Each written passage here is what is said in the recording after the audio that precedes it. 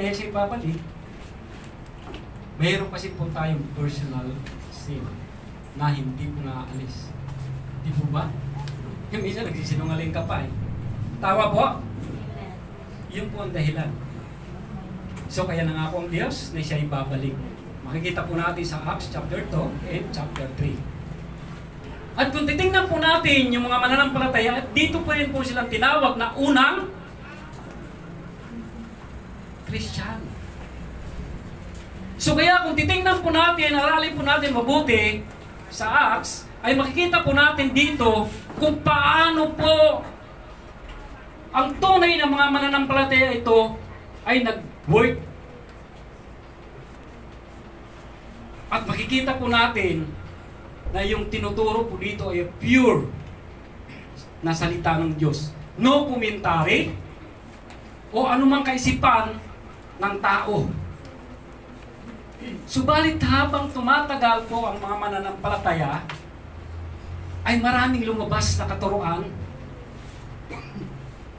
na kapag tinitingnan natin, parang word. Hinaluan po yung word ng kontaminadong salita.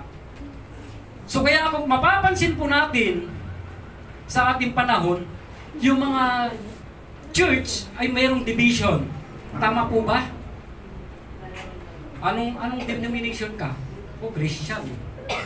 O fundamental Christian. Amin to. Amin lang to. At makikita po natin sa theology nila. O nag-aaral din po ako dati. May ethical. Ano po yung ethical? May batas. Pag nagtayo ka dito ng church, kailangan walang nakatayo diyang malapit. Bawal. So yun po ba yung tama? Yung word po ay hindi pinagbabawal. So bakit ganun? Kaya po tayo ngayong mananampalataya, dapat po talino po tayo na titingnan po natin kung bakit ganun ang mga Kristyano sa ating panahon. Ba't may ethical? Bakit may batas about church pagtatayo? Word is a word. Walang isa lang pong salita ng Diyos. Bakit kailangan kami lang? Bakit kayo lang? Walang division dapat. So po yung dahilan sa ating panahon. Kaya po noong 1966, lumitaw po yung tabernacle sa ating panahon. So kailan lang tabernacle na ayon po sa shadow ni Moses. Yung katuruan po napakaganda? Yes. Pure word. Pero doon po nasimula, nasira yung katuruan na maganda. Pinasukan ni Satanas. Nakipagsabuatan po ang isa po sa kawani ng gobyerno para sirain ang Kristyanismo.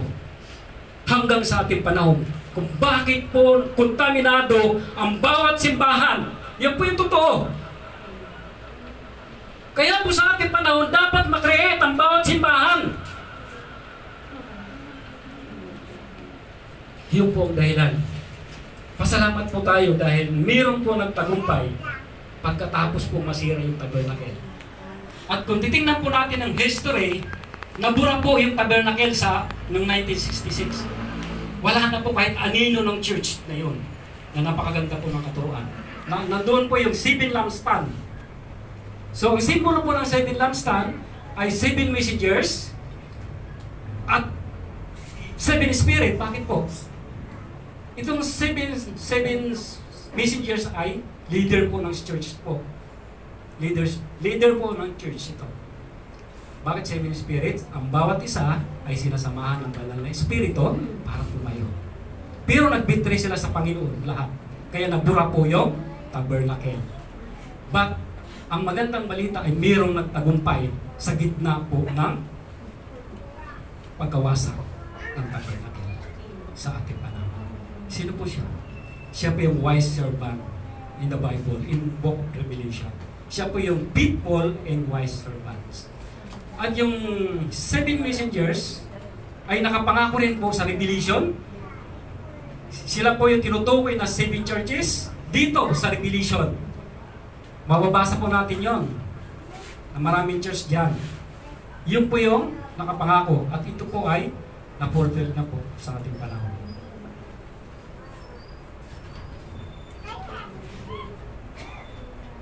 So kaya po nasira yung katuruan sa ating panahon. So paano po natin ma-achieve ulit yung tunay na pananampalataya? Paano natin ma-achieve yung hospitable na sinasabi? Number one, the quality of faith. Ito po. Dapat makuha natin yung tamang pamantayan ng pagsunod sa Panginoon at pananampalataya. Ang sabi nga po sa Hebreo 11 verse 1 to 3, ang mananampalataya ay katiyakan ng mangyayari ang ating inaasahan at maninindigan tungkol sa mga bagay na di nakikita. Kinalulugdan ng Diyos ang mga tao nung una mananampalataya dahil sa kanilang pananampalataya. Dahil sa pananampalataya, naunawaan natin na ang sanlibutan ay nilalang sa pamamagitan ng salita ng Diyos at ang mga bagay na nakikita ay ginawa mula sa hindi nakikita. So titingnan po natin. Bakit po ganun? Because of the Word of God. Sa pamamagitan ng salita ay nalilikha ang lahat ng mga bagay. In John chapter 1 verse 1 to 4. So ang salita ay hindi lamang creation, kundi may liwanag. Ano ba yung liwanag? Understanding. Kaya po.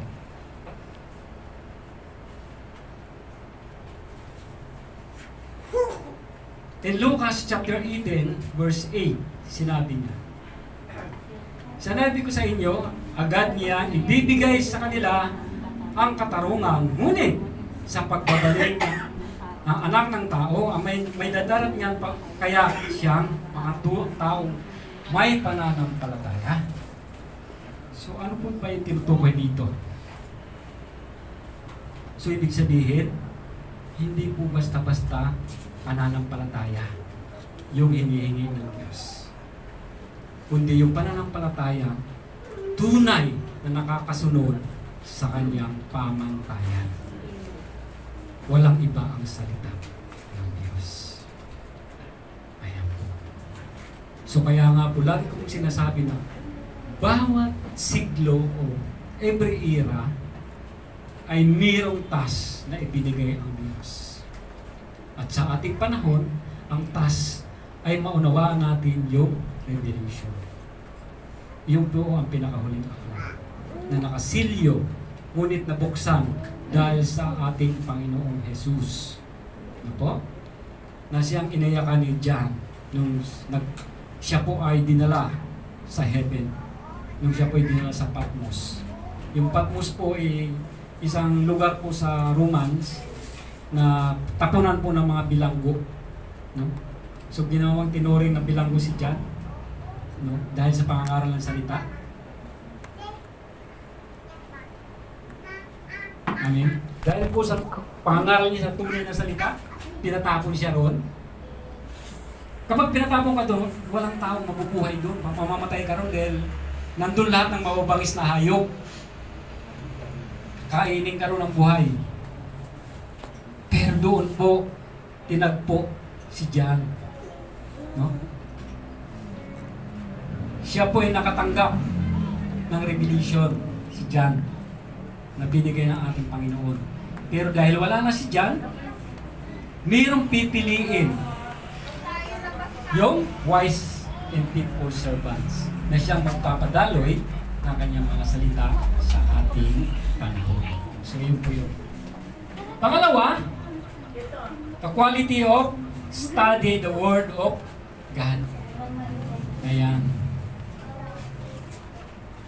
So kinakailangan maunawaan natin mabuti para matuklasan natin kung ano ang mga hiwaga sa ating panahon na dapat natin maunawaan. Na matutuklasan natin ang mga bagay na ito kapag babad tayo sa salita ng Diyos. Bakit? Sasamahan ka ng banal na Espiritu. Kapag wala kang salita, iiwanan ka ng Spirit. So yun yung role ng Diyos. Kaya maggugulat ka kapag babad ka sa salita. Marami kang nauunawaan. Hindi mo may paliwanag yung joy na nasa puso mo. Nakakalungkot lang po sa ating panahon, no? Kasi kung titingnan po natin, kung babalikan po natin yung chapter 3 ng Acts, ay pagdating po ng banal na Espiritu, nabaptize po sila. Yun po yung baptism of the Holy Spirit. Kaya, ano po nangyari sa kanila? Nagsalita po sila ng iba't ibang wika. Nagulat ang buong kapulungan, ang lahat ng tao. No? Yung salita niya, bakit alam niya yun? Hindi naman siya hindi naman siya taga Philippines eh. Hindi naman siya taga Pangasinan. Bakit nagsasalita siya ng Ilocano? Di po ba nakakagulat? Ang nakakalungkot lang po, inuulit po ito dito sa ating panahon. Mayroong church po na nagagather, baptism of Holy Spirit. Hindi na po pwede mo maulit po yun. Nangyari na. Once we have fulfilled, isa fulfilled. Tapos na po yun. Dadaloy na po yung banal na Espiritu? Yes. Hindi po inuulit. Anong klaseng katuruan po yan? Di ba po? Yun ang dahilan kung bakit kailangan ma-create ang buong simbahan. Kasi maraming katuruan. Kaya nga po ang rules ng Panginoon, once na mayroong pagsalita, nasa iyong banal na Espiritu, sasamahan ka. Once na maalis, wala. Alisan ka. Yun po yung rules. In John chapter 5 verse 39, sinasalisik ninyo ang mga kasulatan sa pag-aakala ng na doon ninyong matatagpuan ang buhay na walang hanggan. Ang mga kasulatan iyon, ang iyang patutuo tungkol sa akin. Yan po. Sinasaliksik. Kaya kung titingnan po natin, sa panahon ng first coming, inaral po nila mabuti. Yung mga salita, kaya nga po may mga batas. Kahit sa ating panahon, ginagamit din po yung Bible as a law. Opo. Ang problema lang, hanggang doon lang yung physical law lang po ang kanilang naiintindihan. At yun lang po yung pinapatupad. Pero yung deeper understanding, hindi po nila pinapatupad. Ayan po. Inaaral mabuti yung kasulatan. So kapag hindi naiintindihan, dapat tinatanong. So kaya mahalaga po yung bawat katitikan ng salita. Ano po? Sa batas nga po, kapag nagkamali po dyan yung spelling, mali na po yun. Talo ka na sa ebidensya. Ganun po yun. So ganun din po sa ating Panginoon. Kung mali po ang understanding natin sa word, mali po yun. Eh may role. Dapat bawal magdagdag at magbawas. Ito po ba? So kaya maingat po tayo. So maswerte po yung mga kabataan ngayon. Kasi naunawaan nila at malalaman nila kung bakit ganito ang mananampalataya sa ating panahon.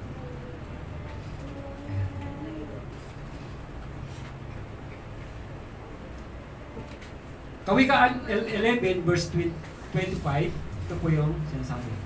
Ang taong matulungin ay sagana ang pamumuhay. At ang marunong, tumulong. At tiyak na tutulungan. So, meron palang opposite. No? Kapag hindi ka marunong tumulong, hindi ka tutulungan. So, nangyayari po yun. Kasi ang Diyos po nakakita, siya po yung nagpapala sa iyo. Hindi po yung tao. At huwag pong i-speak po yung tinulungan mo, yung tutulong. Huwag po kayo mag-speak. Mayroon pong iba na tutulong. Kasi ang Diyos po yung nakakita. Siya po yung magtatalaga. Mayroon po kasi mga tao na kapag tumulong siya dun sa isang tao, talagang inaano niya. Paano na yan? Tinulungan ko lahat-lahat yan. Tapos, parang utang na loob. Di mo ba? So ano pong sabi ng Bible? Nakuha mo na yung iyong gantimpala. Binigay ko na sa iyo dahil sa pag-ugali mo. Hindi mo ba? Hindi po ganun yung pamantayan ng Diyos. Kung magbigay siya, kung magbigay ka pa yun, meron kang puso na binigay mo talaga. Bahagi po yun ng isyakular at bahagi po ng hospitable. Magiging hospitable po tayo kapag mayroon po tayo tunay na salita. Yun po ay lumalabas na kusa kahit po hindi natin aralin. Kusa po lalabas. Bakit? Kami pagkat po yan.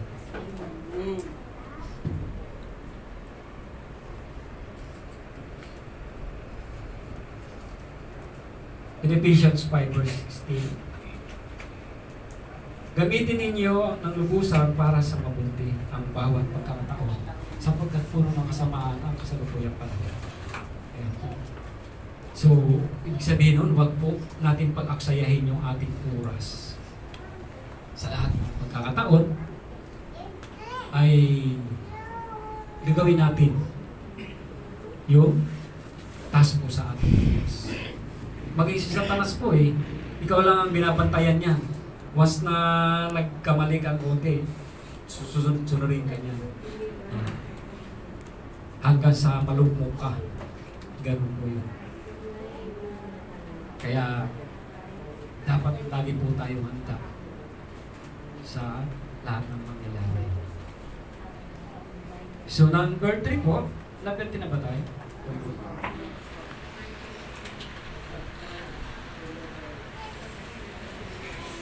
The true believers is attentive. So, paano po yun? So, tunay daw naman ang palataya ay laging present. Tama? Wala pong angal. Wala pong angal sa mga gawain. So, nung nagtitraining po ako, actually hanggang ngayon nagtitraining pa rin ako, parang tinuture ka. Kasi kapag hindi ka naka-attend ng isang doon, ako, pupunta, yung tatawa ka kagad ng requiring mo. Yung team leader. Kasi siya naman tinitira kaya ko titirahin. So ganun po, katindi ngayon ang training po sa pag-aaral. So ikaw naman, minsan nga, tumatawa lang ako. O ba't ka natatawa? Natatawa po ako kasi hindi naman ako nagpabaya sa isip ko lang, pero hindi ko ako nag-react. Timing lang. Pero natatawa ako. Ba't ka natatawa sa akin? Nakakatawa ba siya sabi ko? Hindi po ba? Mga ganyan. So ganun po, bakit? Kasi tinuturuan po tayo na para makain. Dapat marunong po tayo magpakumbaba. Kasi nawawala po na po yung tunay na pananampalataya at nawawala po yung hospital. Hindi po ba napakahirap? Kaya kung may ugali ka ng medyo wag mag-aaway po kayo ng kagiran mo. Itrabaho niya yun Siya din ang inaano Siya din yung sinisermonan O, ginawa mo ba yung pinapagawa? Hindi po ba? Ganun po.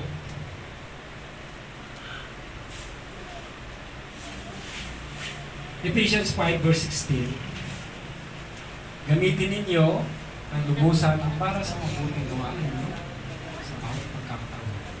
So, wag natin sayangin yung oras. So, yung buhay natin dito sa mundo, wag natin pukusan yun kasi mawawala din yun Di ba? All things are passed away. But my word, passed away. Mawawala po yung mga bagay na tinatangkilik natin. Subukan mo po hindi intindihin. Hindi ka pababayaan ng Diyos. Maniwala po kayo. Lalo kang pagpapalain. Bakit? Nakikita ng Diyos yung ginagawa mo. Ayan po.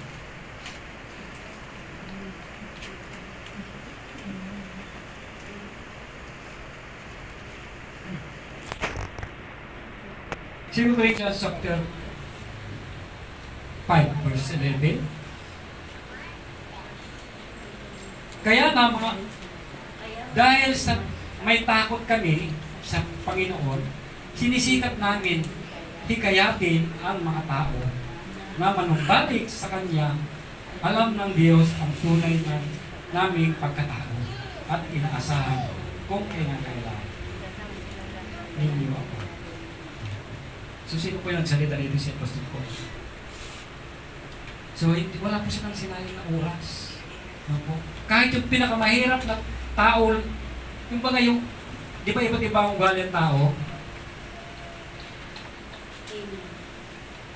Huwag mo sukuan yun. Kulitin mo yun. Hindi mo naman kailangan magbahagi ka agad eh. Kaya nga pumalaga ko yung hospitable eh. Di po ba? So ano po yung hospitable? Friendly siya, mapagbigay. Kaya kung titignan po natin yung unang mga Kristiyano, yun po yung kanilang ugali. Kaya sabi ko nga po, nagbibigay po sila ng libre doon sa mga tao na mga lakbay. Lahat, kumot, yung higaan, no po, pagkain. Kasi yung mga gahaman ng mga businessman, uy, dito pagkakitaan, tayo makunagubit. Ayun po yun. So kaya napakahalaga po yung tunay na pananampalataya. Kasi yun po yung kaligtasan. Ikaw yun, hindi ako. Ngayon po tayong individual po sa Panginoon. Naharap po tayo mag-isa. Hindi po tayo sama-sama. Ikaw po yung tatanungin, hindi ako.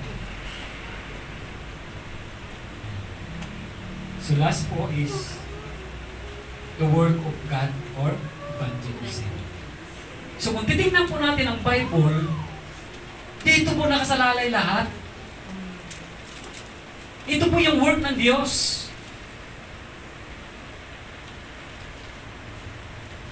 Pinasikot-sikot man po tayo, pero yung task po ng Diyos, ito po yun, isa lang.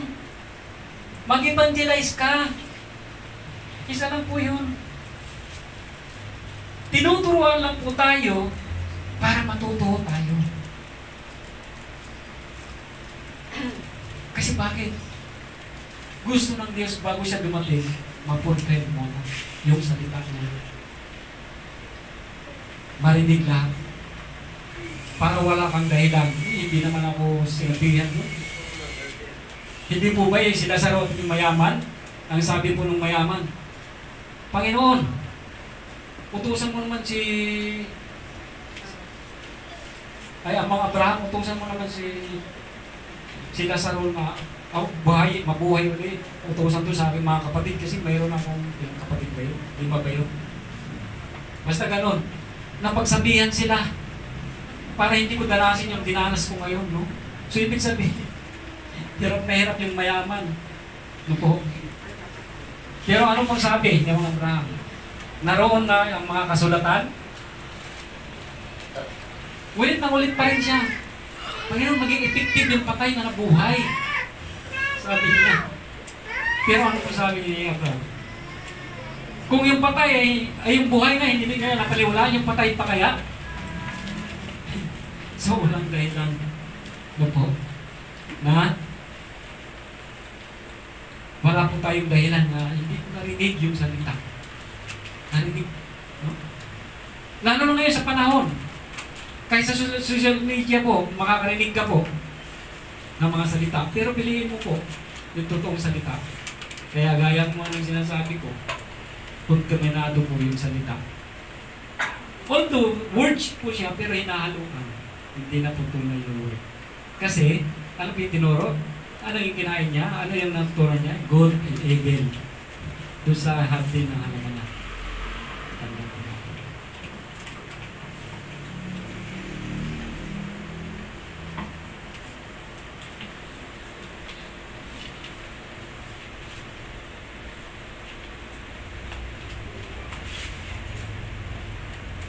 In John chapter 4, verse 34,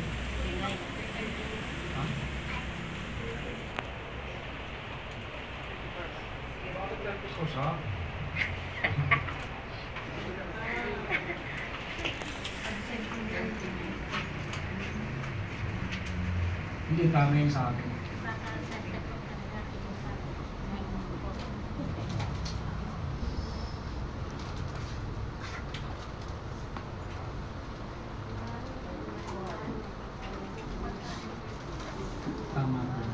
39 ba yun? Oh, tama yun. Ayan po. Sabi niya po ay, sinabi sa kanila ni Jesus, ang pagkain ko ay ang tuparin ang kalooban ng nagsugo sa akin at tapusin ang pinagpagawan niya sa akin. Ako'y tama po yun. John 4:34. So, ibig sabihin, maging po ang Panginoong Hesus ay hindi po nagliban. Sinabi mo ng Panginoon, pagod na ako. No? Bagkus po, fasting po siya, hindi kumain. Pero ano po sabi niya? Ang pagkain ko ay ang tapusin ang pinapagawa sa akin sa nagsugo sa akin. At tuparin. So kaya mahalaga po na bilang isang mananampalataya ay gawin din po natin yung pinaka-the best sa kanyang harapan. Yun po yun. Kahit na sa tingin mo pagod ka o nahihirapan ka, pagpatuloy mo yun. Bakit? Yun po yung kaligtasan. Bakit dinanas mo yun? Kasi para makita mo kung anong kaibahan at kung ano yung kapag ginawa mo ito, yung kahirapan, panandalian lang. Pero yung matatamo mo sa Kanya, buhay na walang hanggan.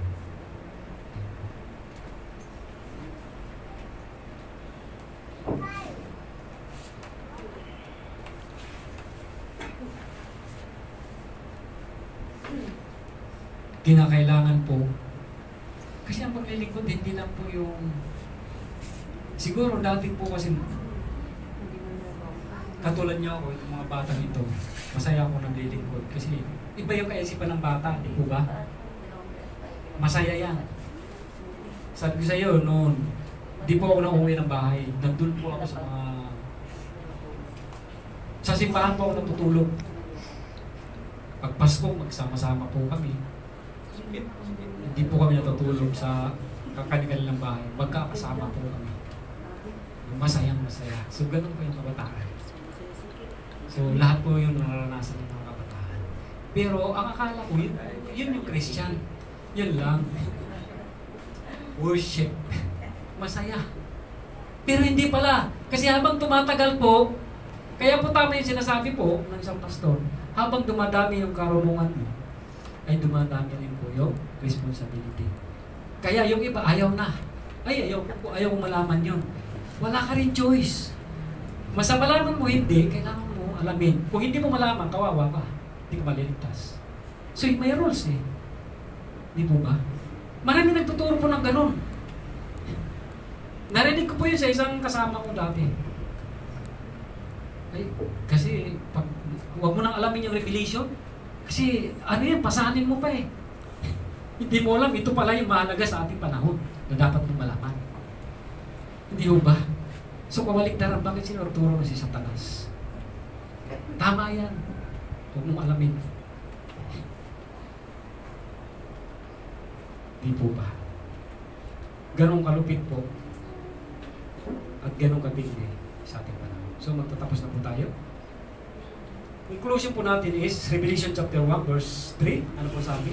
Pinagpapala ang bumabasa ng aklat na ito, ang mga nakikinig at sa mga propesiya na ito at tumutupad sa mga nasusulat dito sapagkat malapit na itong maganap. So, pakala po na mahalaga po yung nagkikip at nagbabasa at talagang inuunawa niya pagpapalain. Mararanasan niya po yung matatanggap po niya yung mga pagpapala. Mayroon po pinanggit ng mga pagpapala. White stone, iron scepter, ano po ba? Hidden manna. Yung mana po na nakukuha nila, yun po ay copy siya sa ating panahon. Yun po ay gift sa atin pagdating ng panahon. That's the blessing. Hidden manna po sa Revelation na tinatawag. That is the Word of God.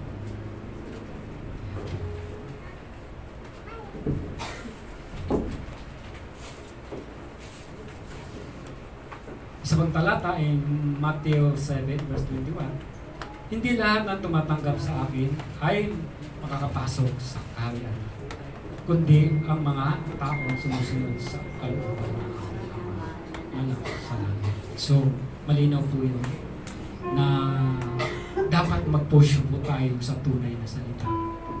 Sapagkat hindi lahat po na tumatawag ay maliligtas. Ano po? Mayroon pong tumatawag dahil sa kanilang pangailangan ng physical. Lumalapit sa Diyos dahil hirap na. Pero after noon, wala na po.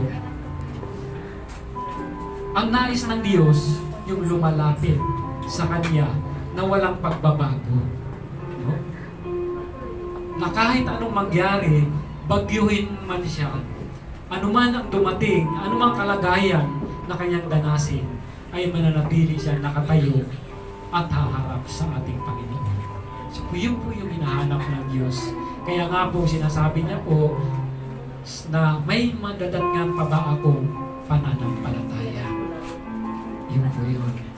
Sapagkat ang tunay na pananampalataya ay nagpuproceed kung ano ang kalooban ng Diyos. Mahirap man yan, ay dapat ginagawa lang mo natin. Kahit mahirap. Diba? Kasi ang dulo niya, pagpapala. Pagpapala na kailanman walang katapusan. Kasi nakapangako po yan sa Revelation. Sabi niya po doon, pupunasan ang yung mga luha. Wala nang pagtangis. Pero ano yung tinutukoy doon na luha? Tears of joy. Po? At ang Diyos ang iyong liwanag. No? Siya yung pastor mo. Siya yung mag-aalaga sa iyo. Sabi niya. That's the promise. Tinutupad ng Diyos ang kanyang mga pangako. Opo, kailanman hindi nagkulang ang Diyos. Ngunit ang tao ay lagi nagkukulang sa pagsunod. Opo. Kapag minsan tinatamad, ayaw bumangon. Opo. Dahil po sa pagsunod, nakakaligtaan niya. Pero sa ating panahon, hindi po tayo dapat magpatulong-tulong po. Opo. Sapagkat kapag hindi po natin ginampanan, mababaliwala yung ating pananampalataya. Yung parang laging nasa comfort zone lang po siya, ayaw umalis doon. So lumabas po tayo sa comfort zone natin. At doon po natin makikita yung gawain ng Diyos. Ano po? Na kapag ginampanan po natin ang totoo, makikita po natin yung ating ginawa. At yung result po noon ay magiging granted po sa atin. So tayo po ay manalangin sa aming Diyos. Nagpapasalamat po kami sa mga oras na ito. Salamat po, Panginoon. Purihin ka, kakilain ka. Parangalan ka nga po ang Diyos. Salamat sa iyong mga salita sa umaga nito, Panginoon. At nawain po, Panginoon, ay patuloy po kami hubugin ayon sa iyong tulungan mo po kami, O Diyos, na maging masipag sa aming gawain. Tulungan mo po kami, Panginoon, na magampanan namin ang bawat task na binibigay mo sa amin. Tunay nga po, Ama, nahubugin mo po kami ayon sa iyong mga pangako na gaya ng palayok. You are the pattern, I am the clay. Hallelujah. Ikaw ang tagapaggawa, Panginoon. I-create me, O Lord, ayon sa iyong mga pangako, Panginoon. Create me, Lord. Create them, Lord God, ayon sa iyong mga pangako, O God. Tunay nga po, O Diyos, sa pamamagitan ng iyong mga salita, Panginoon, ay dadaloy, Panginoon, ang tubig mula sa iyong trono at hindi po kami mauuhaw. Salamat po, Lord. Hubugin mo po kami, Ama, sa iyong mga salita Dalisayin mo po kami, Ama, na tulad ng ginto ugat na dumaraan sa apoy. Upang makamit namin, O God, yung kapahingahan na tunay, O God. At ang yung mga pangako, O God, ay makamit ng bawat isa sa amin, O God. Lord, hayaan mo nga, O Diyos, na mapagtagumpayan namin, O God, yung hamon na ibinibigay mo sa amin, Lord God. Lord, bigyan mo po kami ng katatagan, Lord. Bigyan mo po kami, Panginoon, ng kasapatan, Lord God, upang, O Diyos, makatayo kami, Panginoon, na ayon sa iyong mga pangako, Panginoon. Tulungan mo po kami, Ama, sa bawat lakad namin. Lord, itayo mo po, O Diyos, yung aming pamilya, Panginoon, na may karangalan, O God, sa iyong harapan. Lord, makriit mo po kami, haayon, Panginoon, sa iyo, Diyos. At masundan namin, Panginoon, ang iyong mga yapak, O God. Upang, O Diyos, kami, Ama, ay haharap sa iyo na walang pag-aalinlangan. At sasabihin mo, welcome in good servant. Faithful servant. Salamat po sa lahat ng ito. Tunay nga po, Panginoon, sa mga oras na ito, ay nagpapakumbaba kami at lumalapit sa iyo. Panginoon, ang pamilya, Panginoon, ng JJM Purview ay pagpalain mo, O God, ang bawat isa. Hayaan mo nga po, Panginoon, na ikaw ang tumayo sa bawat isa sa amin. At ikaw po, Panginoon, ang magsilbing pastol namin, Panginoon, tagapanguna. Pagpalain mo ang bawat isa, O Diyos, na pamilya na naririto sa JJM Purview, O God. Hayaan mo nga po, Panginoon, na pagtagampayan mo po kami, O God. Lord, yung may mga karamdaman, Panginoon, pagagalingin mo, O God. Lord, yung mayroong dinadanas na kabigatan, Panginoon, hayaan mo, O Diyos, na maging banayad para sa kanila. Bigyan mo sila, Panginoon, ng kapahingahan ng kanilang pag-iisip. At patuloy nilang maranasan na ang iyong pag-ibig. Lord, maraming salamat. Purihin ka nga po, Ama, at dakilain. Parangalan ka nga po, O Diyos.